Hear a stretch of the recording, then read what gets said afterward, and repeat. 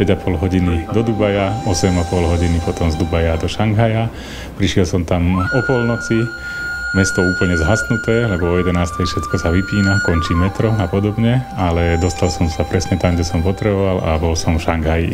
Je to mesto úplne iné ako ostatná Čína, pravdepodobne, pretože je to mesto industriálne. Čína je aktuálne najväčší trh, nielen čo sa týka predaja automobilov, ale samozrejme aj notebookov. Zhruba 1,3 násobok trhu Spojených štátov predstavuje aktuálne Čína, takže kto nie je v Číne, ten ako keby nebol. Mesto Šanghaj mi pripadalo ako New York. Tam sú obrovské mrakodrapy. Dá sa povedať, že tých automobilov na to, koľko majú tam ľudí, to je 19 miliónové mesto, nie je tak veľa, aby tá doprava kolabovala zatiaľ, takže zatiaľ je to nenasýtený trh, to je veľmi dobré, ale tí ľudia žijú tak ako u nás, dá sa povedať, technológiami, každý má mobilný telefón, každý má najmodernejší smartfón, každý žije na internete, s tým internetom ináč nie je tam nejaký veľký problém, naozaj sa dá zadarmo pripojiť na internet, hlavne v takých nejakých predajných miestach. Automobily ako BMW a Mercedes, keď sa na to človek bližšie pozrie, tak to nie je BMW a Mercedes, ale vyzerá to tak. A tohoto je tam naozaj na mraky. Takže je to krajina, kde je obrovské množstvo takýchto špecialít, že jednoducho používajú napodobeniny značiek, ale na druhej strane sú tam aj reálne predajne týchto značiek a tí ľudia, existuje skupina ľudí, ktorá jednoducho kúpi za tú cenu, ktoré tieto značky stoja. To znamená, že sú schopní dať tých 4 milióna eur za hodinky.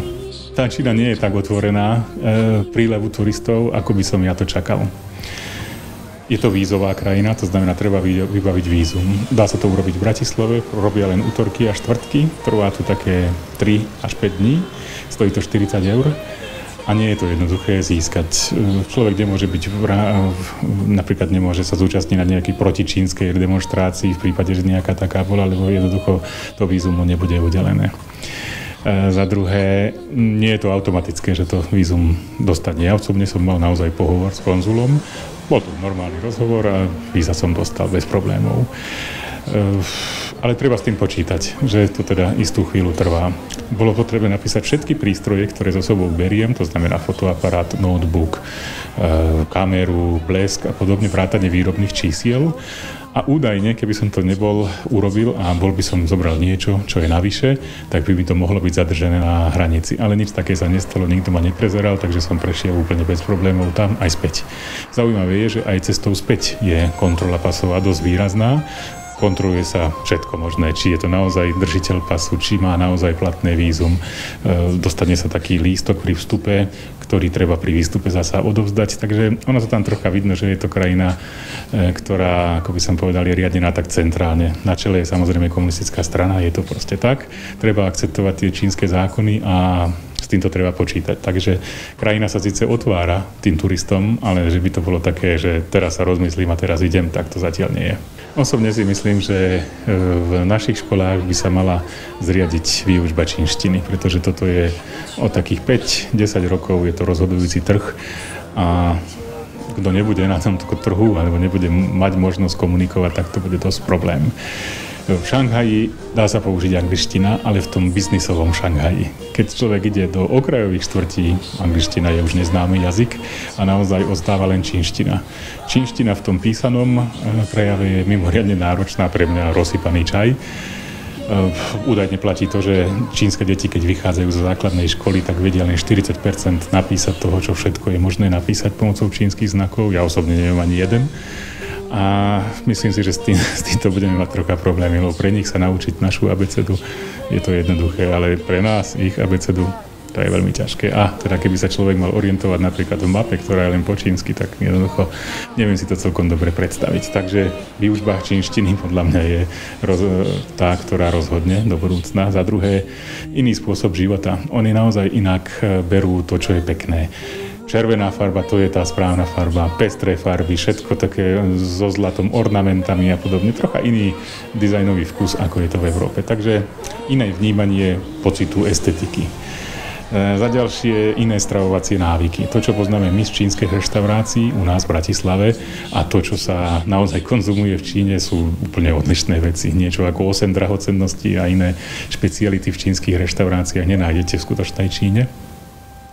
Tá strava nie je zlá, ale musí byť človek pripravený na viaceré novoty, ako sú napríklad vyprážaný hmyz alebo niektoré hlodavce. Ja som mal teda ten hmyz možnosť jesť a musím povedať, že to veľmi dobre. Aj výživné a chutí to zhruba ako čipsy. Fakt dobre. Ale na tie hlodavce som si už netrúfol. Ale jedol som iné veci. Dá sa povedať, že strava je dosť chutná a tí ľudia nie sú tuční, čo sa týka v Číne.